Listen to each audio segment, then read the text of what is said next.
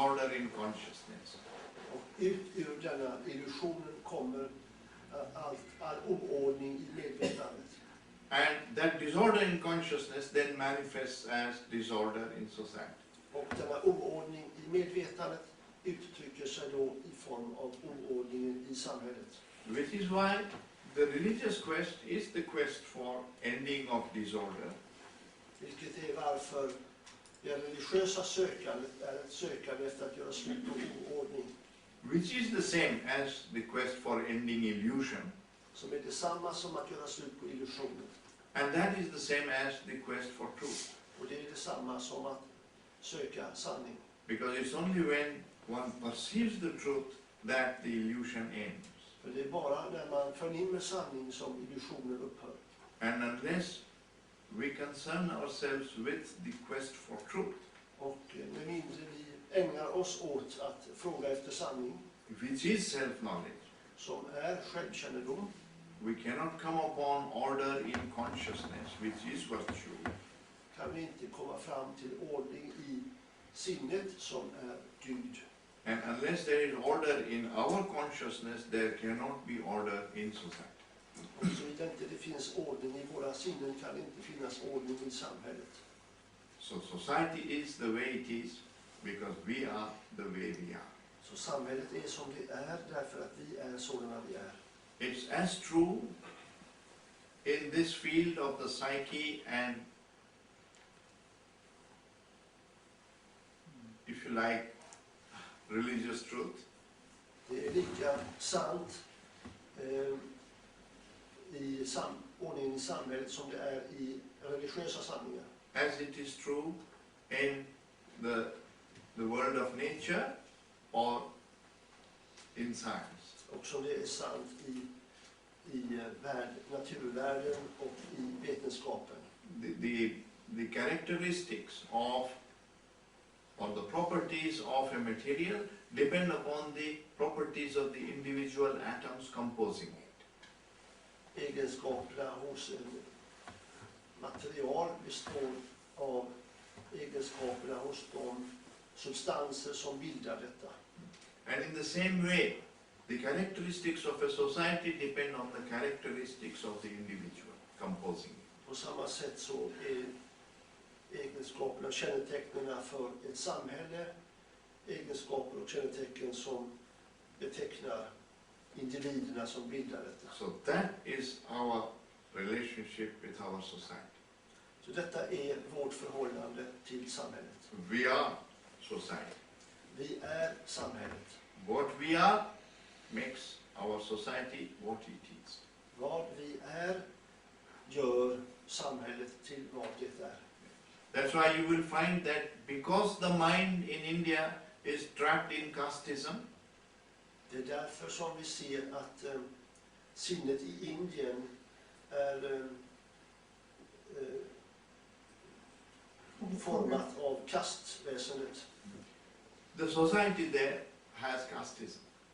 Samhället där har detta kastväsende. But in Swedish society you are not having casteism, but you are having some other prejudices.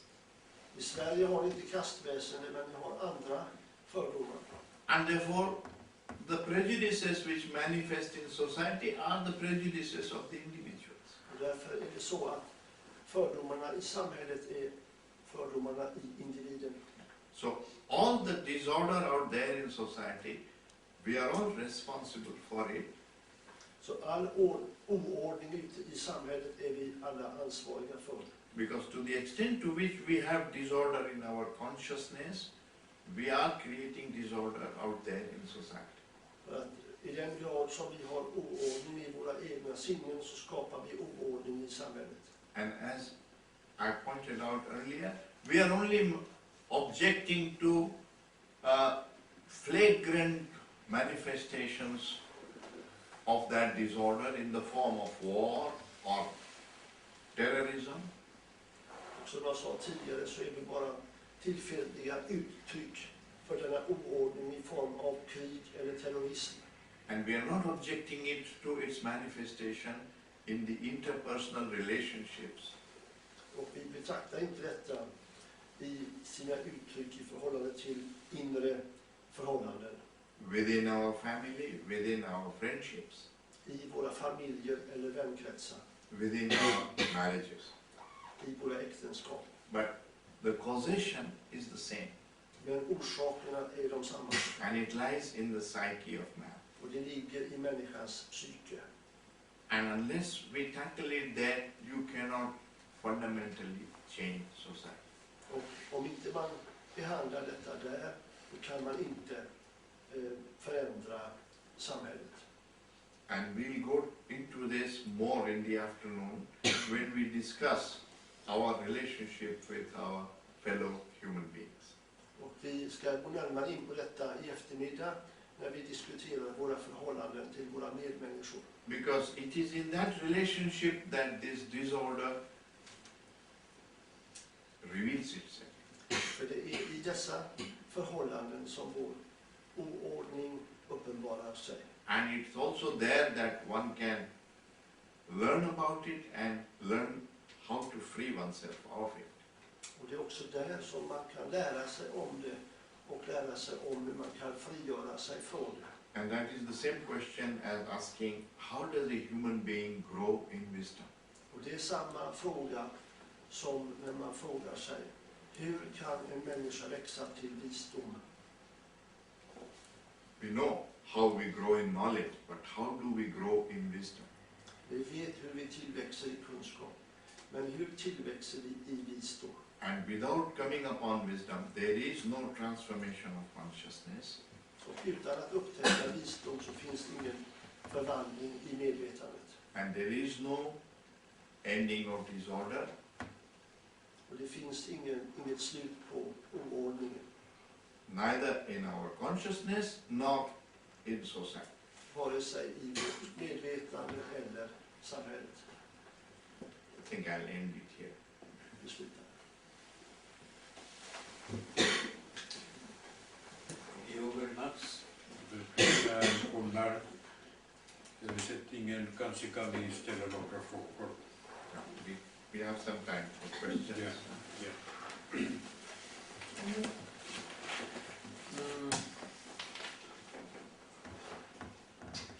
If one has a symptom in the body, which has plagued humanity for a long time, but sooner or later humanity has also got a kind of cure for that sickness. And that cure could be very objective and precise, and you just do it and get healthy. Even if it is not just for symptoms, even if it has to do with causes. And if we should think about the discussion yesterday about the whole nature is more or less the same things. But this thing with the psyche and our deepest seems to be a little bit different, because we don't have, maybe we heard in the afternoon, but to my experience it seems it's much more difficult anyway, to find something precise and just execute it. So I would very dearly hear what you say about that. Sure. Alltså att när det gäller kroppsliga He sjukdomar. can himself ask it also in Swedish. Yeah, that's a good idea. Want to give Very good idea. Jo, det är så att om man tittar på sjukdomar som har plågat oss länge, eller mänskligheten, så kommer man förr eller senare fram till en kur, en metod att bota detta. Och ofta är den metoden väldigt objektiv och precis, och man kan tala om för andra hur man ska göra och så vidare. Och man bara genomför det här och så blir man frisk. Även om det till och med att det kan gå på djupet, så att säga, inte bara symptomen. Men när man kommer till det här med vårt psyke, alltså vår personlighet och så vidare, så verkar det mycket svårare med sådana exakta metoder. Och på något sätt så verkar det skilja sig lite grann ifrån det här med att naturen skulle fungera på samma sätt som vi diskuterade igår. Och min fråga är då hur professor Krishna ser på det här. I think that is very true, and one needs to be acutely aware of this fact. Jag tror att detta är sant och man måste vara starkt medveten om detta faktum. When I have an illness, a physical illness, it is caused by some bacterium or a virus which has entered into me. När jag har en sjukdom så beror den på något bakterie eller virus som har kommit in i mig. And the doctor gives me medicine that which destroys that virus or that bacterium, and I come back to health. Och doktorn ger mig medicin som förstör bakterien eller virus och jag kommer tillbaka till hälsan. There is obviously no such prescription for getting rid of anger or disorder in our consciousness. Det finns uppenbarligen inte något sådant recept mot att bota oordning i våra sinnen. Because it's not like a disease which comes to me, into my consciousness from outside. För det är inte en sjukdom som kommer in i mig utifrån. I am not separate from that anger. Jag är inte skild från But, förargelsen. but there is nevertheless a causation for it within myself. Men det finns icke desto mindre en orsaksbildning till detta i mig själv. My own consciousness, my own thought process is creating illusions from which this disorder arises. Min egen tankeprocess skapar illusioner som denna sjukdom uppstår ifrån. See, if it arises not out of the creation of our own mind, Alltså om den uppstår inte ur skapelse i våra sinnen, like physical pain, som fysisk smärta, you can't get rid of it. då kan man inte bli fri från det. If I fall down and I break my bone, I get pain, I have a fracture. Om jag faller och bryter ett ben, då får jag smärta och jag har en fraktur. And the sage will also feel the same pain Och when he falls down. den vise mannen känner samma smärta när han faller ner. What changes is only the psychological suffering, Och som förändras är bara det psykologiska lidandet. because the psychological suffering is created by my own thinking and my own mind. För det psykologiska lidandet skapas bara av mitt eget tänkande och mitt eget sinne. And if I learn about it for myself, Och om jag lär om detta på egen hand I can stop creating it. kan jag sluta med att skapa det. For example, the hatred between the Hindu and the Muslim Hatet till exempel mellan hinduerna och muslimerna is coming from their own beliefs, their own assumptions, which they have never questioned. kommer från deras egna trosuppfattningar och antaganden om varandra som de aldrig har ifrågasatt. The fact may be that there is no difference between them. Faktum kanske är att det inte finns någon skillnad mellan dem. And the division and the feeling of difference is all self-created, created by the thought process. Och att skillnaden och motsättningarna bara har skapats av dem själva genom tankens processer. Which means it is arising out of illusion. Vilket betyder att det uppstår illusion. It's not like the pain which they experience when they fall down. Det är inte som smärtan som de uppfattar när de ramlar. And if they stop creating that illusion in their mind, Och om de slutar skapa dessa illusioner i sina sinnen, then the division and therefore the hatred will end. då kommer åtskillnaderna och haten att upphöra. So we are saying there is a lot of disorder in our consciousness, Vi säger därför att det finns en massa oordning i våra medvetanden which is a creation of illusions in our mind, som är en skapelse av illusion i våra sinnen and therefore manifests as hatred and division in our relationships. och som därför uttrycker sig i form av hat och motsättningar i våra förhållanden. And you can learn about this process, Och man kan lära sig om den här processen. and the illusion can end when you perceive what is true and what is false.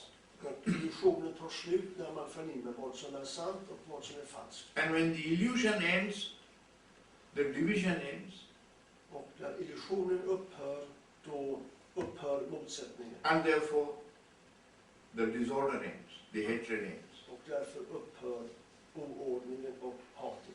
But if you merely control the manifestation of that hatred, this causation doesn't go. Men om du kontrollerar uttrycket för hat, då fortsätter det här orsaksföljden. So you keep feeling this hatred and you cultivate tolerance. Så att du fortsätter att känna hat och sen kultiverar du tolerans. And because you tolerate, you never learn about yourself. Och bara för att du tolererar så lär du aldrig om dig själv. So it's important not to be satisfied only with control, though control may be necessary. Men det är viktigt att inte vara nöjd med bara kontroll, även om kontroll kan vara nödvändig. And to realize that it's more important to find the causation of that disorder in our consciousness. Det är viktigare att upptäcka orsaken till denna oordning i våra sinnen. And free our mind of the illusion from which that disorder arises. Och frigöra våra sinnen ifrån illusion som uppstår i sinnen. That is wisdom. Det är visdom. This perception of what is true and what is false is wisdom. Denna förnimmelse av vad som är sant och vad som är falskt But är visdom. it is at the level of perception, it is not at the level of ideation. Men det ligger på en nivå av uppfattning, att förnimma, och inte på en nivå av idealisering. So this truth has to be realized within oneself. Så sanningen måste upptäckas inom en själv. You can't just get it like an idea from a book or from another human being.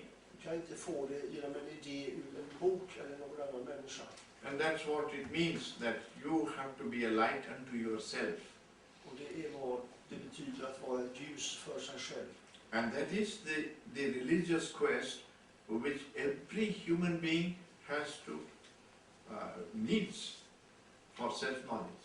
Och det är det religiösa sökandet som varje människa behöver för självkännedom. It is called self-knowledge precisely because one has to come upon it for oneself and you can't get it from another. Det kallas självkännedom därför att människan just måste komma till det själv, inte genom någon annan. Neither from your teacher nor from a book, Inte från lärare och inte heller från en bok. nor from the Messiah. Inte heller från Messias. You can only end it by perceiving the truth within yourself. Du kan få slut på detta bara genom att förnimma det i dig själv. And that's why, whether it is religion, whether you call it theosophy, it doesn't matter what word you use, but it is essentially the quest for truth. Och därför när det gäller religion eller teosofi och vilka ord man använder spelar ingen roll, men det handlar väsentligen om att fråga efter sanning. And that's also the motto of the Theosophical Society. Och detta är också mottot för Teosofiska samfundet. The motto is, there is no religion higher than truth. Mottot är, det finns ingen religion högre än sanningen. But the knowledge of the truth is not the truth. Men kunskap om sanningen är inte sanningen. It is the perception of the truth. Det är förnimmelsen av sanningen. And then that's not knowledge, that's wisdom. Och det är inte kunskap utan visdom. Only wisdom ends. Wisdom is self-knowledge which ends disorder in consciousness. Visdomen gör slut på oordningen i medvetandet. So it's more difficult, but also we haven't really tried that. Så det är alltså svårare, men det är också så att vi inte har försökt. We make so much effort to learn mathematics. 20 years we learn mathematics and then we become a mathematician. Vi gör så mycket ansträngning med att lära oss matematik. Vi håller på i 20 år när det är som blir matematiker. So we are also saying it's difficult without really applying ourselves to it. Och vi säger också då att det är svårt utan att riktigt So partly sätta igång. it is also difficult because we have really not attempted it. Så att delvis är det svårt därför att vi inte riktigt har satt igång med det. We can only answer the question whether it is possible or not after we attempt it seriously. Och vi kan bara svara på frågan om detta är möjligt eller ej efter det att vi har försökt att följa detta. Because if I quickly say it is impossible, it becomes impossible because I say so. För om jag snabbt säger att det är omöjligt, då blir det omöjligt bara för att jag säger så. And then that becomes another illusion. Och då blir det ännu en illusion. So the only way to find out is to attempt it. Så att enda sättet att komma på detta, upptäcka påverka detta är att försöka. Vill du också ställa en fråga? Jag skulle bara vilja kommentera lite. Ja, kan vi ta, we haven't got much time. Vill du ha en kommentar tar vi det först. Ja. Just a comment, you said that spoke about physical illness, and one of my very near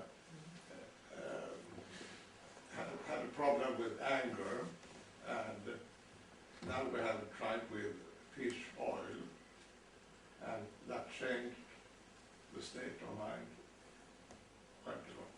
Okay. So, I mean, Some of it She can could- have she an could- organic cause. Yeah. she couldn't think Yes. really before that. She was so upset. Yeah, And the couldn't it be omega that- 3. The omega 3 affects the brain cells. Yeah, yes.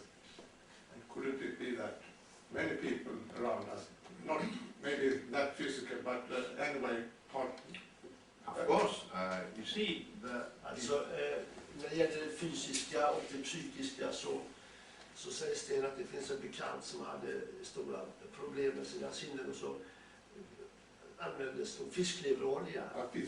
Fiskolja och det påverkade sinnet så det blev mycket bättre. Just för att bygga upp hjärnan. Så det byggde upp hjärnan. no, I think I'm glad you pointed that out. You see, the causation doesn't always have to be psychological. Alltså, det var bra att detta kom upp därför att orsaksförhållandet behöver inte alltid vara psykologiskt. It can also be physical. Det kan också vara fysiskt. But you have to find the causation and end the causation is what one is saying. Men man måste finna orsaken och göra slut på orsaken. Det är det som man säger här. If we don't have sufficient sleep, we are tired and more irritable. Om vi inte har tillräckligt med sömn, då blir vi irriterade. So the physical and the psychological are intertwined with each other. Så det fysiska och det psykologiska är sammanväxta med varandra. Yeah. The psyche affects the body and the body affects the psyche. Det fysiska påverkar medvetandet och medvetandet påverkar det fysiska. So for the sake of communication, we divide the physical from the psychological, but they are really one together. Så att för att kommunicera delar vi upp det fysiska och det psykiska. Men de är egentligen förenade med varandra. But what we are saying is that there is a causation for the disorder in our consciousness. And that causation can be ended. It may be physical, it may also be psychological. Vad vi säger är att det finns ett orsaksförhållande till oordningen i våra sinnen. Och detta kan vara både psykologiskt och fysiskt. But certainly it is not only physical. Men förvisso är det inte bara fysiskt. The healthy Hindu also hates the healthy Muslim. Healthy Muslim and the healthy Hindu also hate each other. Den friska hinduen hatar också den friska muslimen. Maybe they hate each other more when they are sick. Kanske hatar varandra ännu mer när de är sjuka.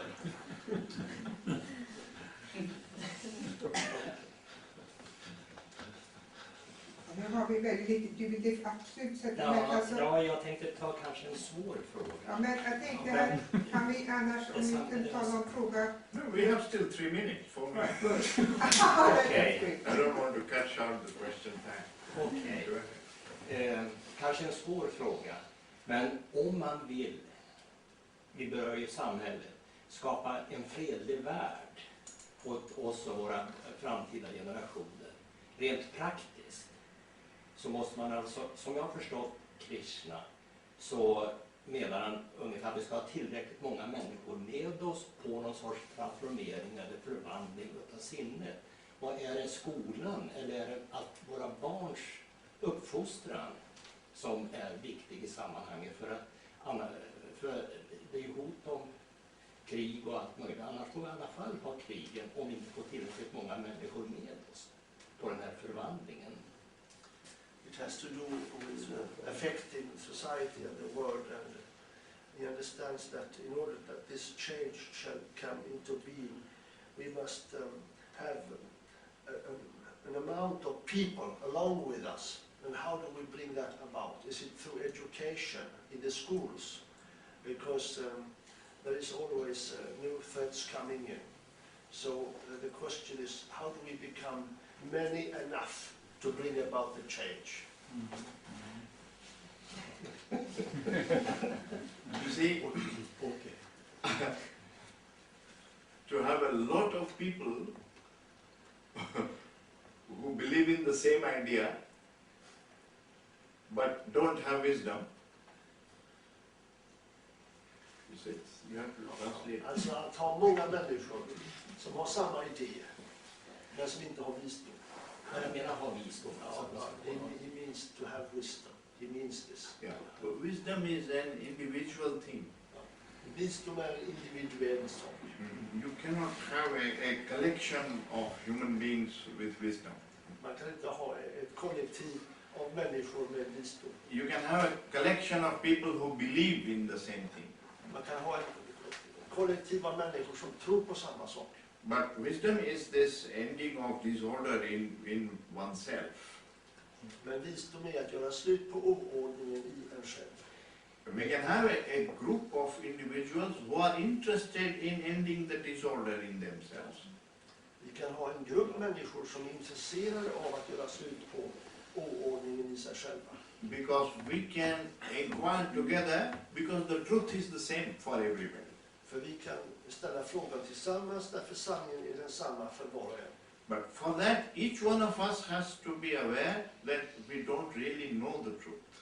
Men för detta måste var och en av oss känna till att vi inte vet sanningen. And our conditioning and our education is a barrier.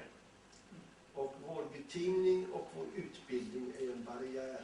Because we think we know För vi tror att vi känner. when we don't know. Vi tror att vi vet, men vi vet inte. And that is the nature of illusion. Och det är själva illusionens natur.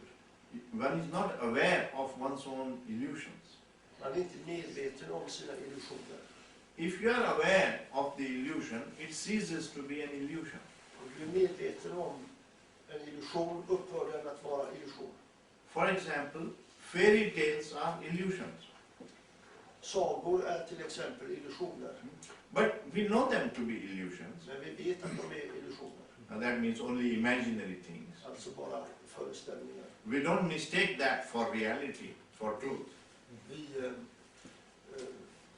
förblandar inte detta med sanningen och verkligheten. Therefore, it doesn't create illusion, it doesn't create any disorder. Och därför skapar det inte illusion och inte heller någon oordning. But the Jew and the Arab are really not different from each other. Men juden och araben är i verkligheten inte annorlunda. But they not only feel they are very different, but they also think they are enemies. Men de inte bara känner att de är annorlunda utan de tror också att de är fiender. And because they think so, they become enemies. Och för att de tänker så blir de också fiender. So this hatred is created by the thought process. Så detta hat skapas av tankeprocessen. And all you have to perceive is that this thinking is illusory. Och allt som behövs är att tänka att detta är illusoriskt. And it's possible for them to perceive that there is really no difference between us. Och det är möjligt att förnimma att det finns inga verkliga skillnader mellan oss. And that what divides us is only illusion. Och att vad som delar oss bara är illusionen. And the attachment to illusion. Och att vara fästad vid illusionen. But we'll go into this in more detail in the afternoon. Så So vi ska gå in på detta närmare i eftermiddag. I'll make it clearer. Förklara det. Thank you very much.